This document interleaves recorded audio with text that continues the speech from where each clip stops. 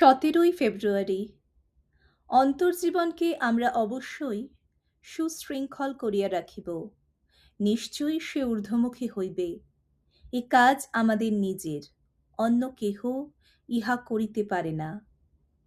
আমার এ ফুলের বাগানে বসে থাকি আমি, বাক্যহীন বিস্ময়ে অবাক। নগ্ন পদে হাঁটি আমি, অতি ধীরে ধীরে। এ যে মোর পুণ্য তীর্থভূমি। মানুষ যদি তার চিন্তাধারা বা অনুভূতিকে অগ্রাহ্য করিয়া চলে, তবে সে হঠাৎ একদিন আধ্যাত্মিক জীবনের আশীর্বাদ লাভ করিতে পারে না। প্রত্যেকের জীবনেই কখনো কখনো অলসতা আসিয়া কর্মজীবন প্রয়াসীকে অভিভূত করে। তবুও সাহসের সঙ্গে সেজন চেষ্টা করিয়া নিজেকে উপরে তুলিয়া লয়।